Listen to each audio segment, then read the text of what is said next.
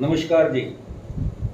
मैं हूं आपका अपना जाना पहचाना डॉक्टर अशोक कुमार, संस्थापक एवं संचालक भारतवर्ष की नंबर 1 मशरूम स्पॉन प्रयोगशाला Snow View mushroom lab and training centre 1064 Gandhi आश्रम नरेला दिल्ली एवं सेवानिवृत्त वैज्ञानिक ललरूवास अर्थात चौधरी चरण सिंह हरियाणा कृषि विश्वविद्यालय हिसार। जी हाँ, मेरा फ़ोन नंबर है 98 120 19 128 98 तो दोस्तों, जैसा कि आप जानते हैं, हम आपके लिए एक वीडियो श्रृंखला जो है ना, आपकी जानकारी के लिए, आपको ट्रेनिंग देने के लिए और आपकी दिन प्रतिदिन की मशरूम संबंधी समस्याओं के बारे में डाल रहे हैं और इसमें आप इसका काफ़ी मज़ा ले रहे हैं और इसको आप काफ़ी सीखने भी लग रहे हैं। मेरे पास काफ़ी फ़ोन आए कि जो हमने, जैसा कि आप जानते हो, अभी पिछले दिनों हमने एक दिन का ये एक मशरूम उत्पादन सेमिनार या विचार गोष्ठी की थी, तो उसके लिए आपको इनविटेशन दिया था। कई सारे लोग आपके आए, बहुत सारे आपके नहीं आ पाए और यहाँ पे एक छोटी सी एक दिन की सुबह से 9 बजे से लेकर शाम के 5 साढ़े 5 बजे तक का एक ये विचार गोष्ठी हमने आयोजन की थी, जिसमें किसानों ने अपनी तरह तरह की समस्याएं रखी और उसकी हम कुछ झलकियाँ यहाँ पे बनाई। वैसे सारा तो नहीं बन पाया पूरा 8-7 घंटे 8 साढ़े 8 घंटे का प्रोग्राम, लेकिन कुछ कुछ जो है, जैसा भी एक बच्चा था हमारा जिसमें जो है ना ये शूट किया और आपके तक हम इसको जो है ना पहुँचाने की कोशिश करेंगे, क्योंकि काफ़ी आदमियों ने हमारे पास ये फ़ोन करके कि डॉक्टर साहब हम आ नहीं पाए, कम से कम जो झलकियाँ हैं उसकी, आपकी सेमिनार में आपने क्या बताया, लोगों ने क्या पूछा, उसकी कुछ झलकियाँ दे अगर आप इसमें हमारे को वीडियो में डाल दो तो आपकी बड़ी मेहरबानी होगी।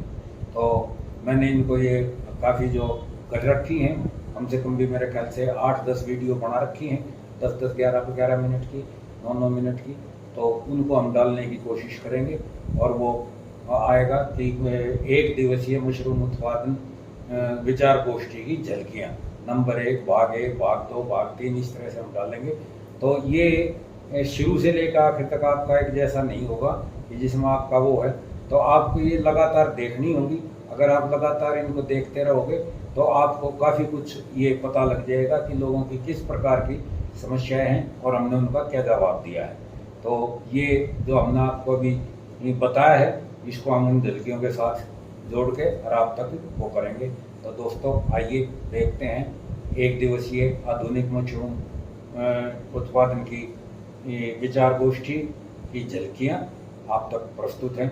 तो लीजिए, आइए। Humidity percentage, temperature degree Celsius, CO2 level ppm।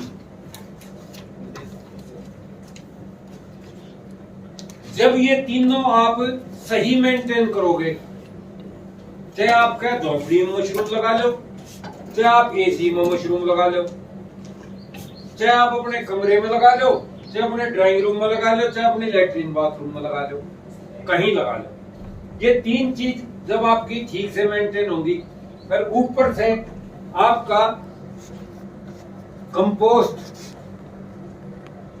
और स्पॉन, इन दोनों की क्वालिटी बढ़िया होगी तो आपकी बम्पर पैदावार आएगी।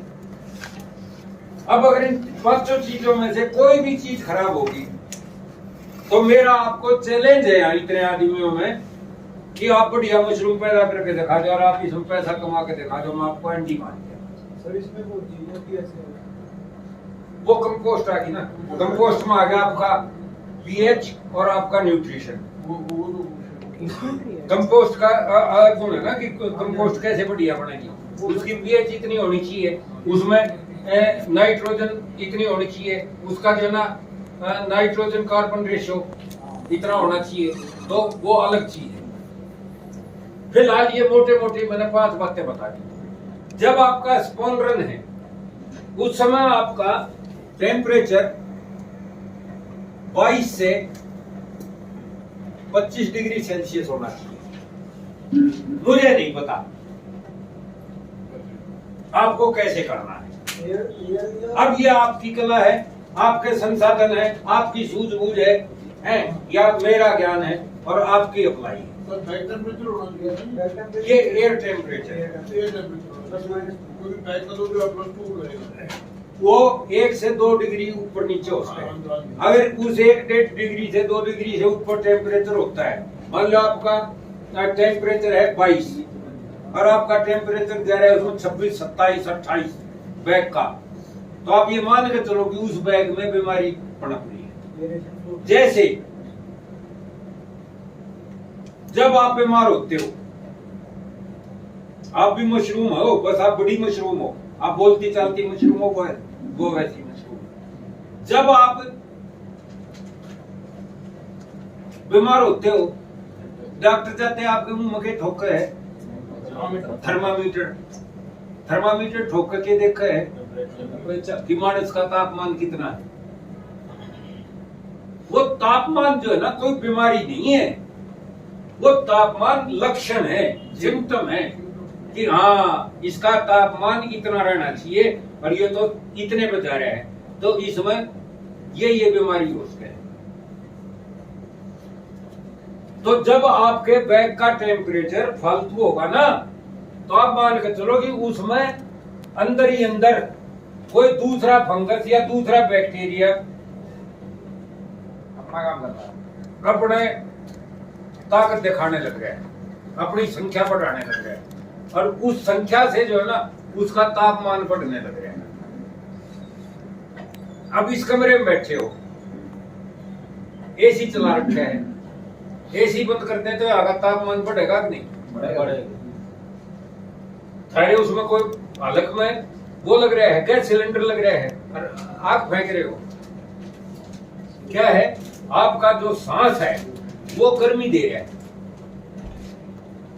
जो सांस आप फेंक रहे हो उससे गर्मी निकल रही है और आपके शरीर से भी गर्मी निकल रही है।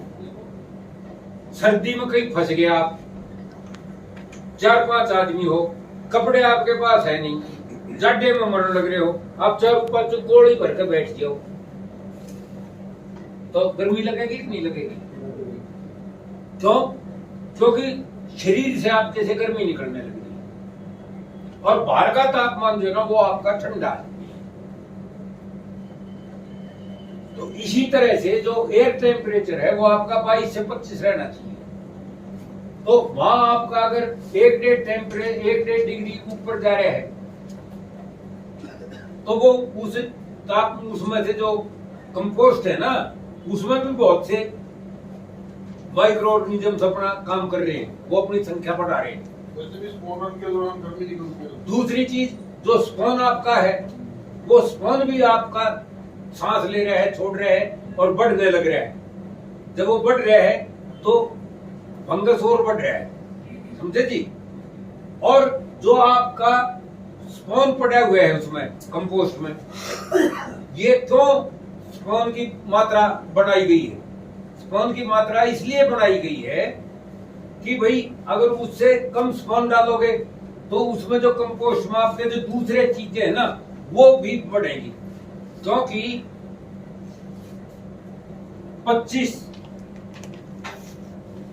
25 डिग्री टेम्परेचर जो है ना आपका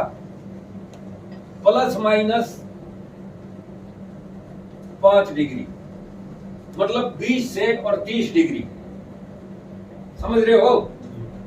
20 से 30 डिग्री तापमान आमतौर पे 90 से 95% जीवों को के लिए बहुत मुफीद तापमान है।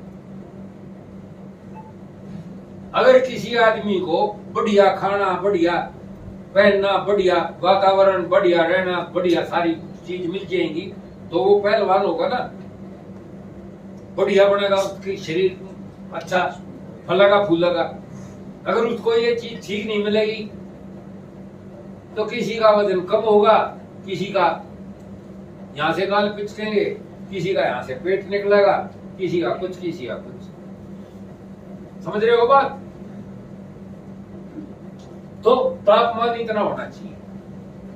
जैसे ही तापमान बढ़ रहा है तो यह आपका इंडिकेशन है, जैसे डॉक्टर का इंडिकेशन है ना आपका लगा के कि हाँ इसका तापमान बढ़ रहा है, तो इसमें हो क्यों रहा है? इसने साले ने गंदा खाना खाया था, फूड पॉइजनिंग हो रही है, इसका दस्त भी लग रही है, या इसको उल्टी भी हुई थी, वो 4 बात और भी तो कुछ है ना। फिर थोड़े थोड़े सिम्टम्स हल्के हल्के हर बीमारी के साथ अलग अलग भी हो जाए। तो भैया तापमान होए, दस्त होए, ये आपका ये बीमारियां नहीं है, ये बीमारी के सिम्टम्स हैं। ये बीमारी को बताते हैं कि भाई बीमारी आ ली। अब बीमारी कौन सी आ ली? तेरे अंदर कौन सा बैक्टीरिया घुसका अपना काम कर रहा है, या तेरे अंदर फंगस काम कर रहा है, या तेरे को पागल कुत्ते ने काट लिया है, या तेरे को ब्लड लड़ गई है, या तेरे अंदर से सेल बढ़ने लग रहे हैं, तेरे को कैंसर हो लिया है, या तेरे को टीबी हो ली है। फिर बाद की बात है,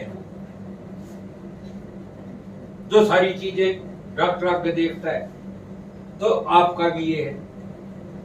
अब हमने क्या कराया कि भाई थोड़ा सा प्रॉब्लम तो आ ही रही है, जैसे जैसे मशरूम बढ़ रही है प्रॉब्लम भी बढ़ रही है। तो हमने एक आपके यहाँ खागा में भी और यहाँ पे भी बरेली में भी, अरे यहाँ पे भी रखा था। हमारी बहू रानी ने काम नहीं किया, हमारा बेटा भी हमारे कहने से काम नहीं करता। अब हमारे बस की तो यहाँ है नहीं भाई, हम तो बात बात के शेर, काम हमारे बस की नहीं, हम तो बात की खाएंगे जब तक जिएंगे। क्यों? वहां पे भी बात की मिलती थी हमें, तो कृषि विज्ञान केंद्र में थे, यूनिवर्सिटी में थे, बढ़िया तनख्वाह मिला करती। अब तनख्वाह से ज्यादा सुथरी पेंशन हो रही है, तो हमें तो और भी मरोड़ हो रही है। 10 रुपए तो मैं पिछले 30-35 साल से कमा रहा हूँ। हाँ, यूट्यूब से कमाई हो रही है। अगले पुलिस वाला है, कहाँ बदमाशी दिखा रहे हैं, बाद नहीं आएंगे ये पुलिस वाला है। अरे मैंने जब चेला बनाया था, जब इसने 3-4 बनने को, डॉक्टर साहब गुरुजी मैं रिश्वत नहीं लेता, मैंने कहा अच्छा रिश्वत नहीं लेता था आज। अगर मैंने जो मेरा पट्टा नहीं किया रिश्वत ले है, मैंने सड़क पर उस पर कुरुक्षेत्र 2 रुपये बाद हो रहा खड़ा यो भी चलान काटे, हर 500 रुपए गाला है, किसी से 200 गाला बच्चा हो गया, तेरा चलान कट गया। जब वो रिश्वत लेने फिर नौकरी क्यों छोड़ देते 3 साल पहले? मैंने चेला बना था।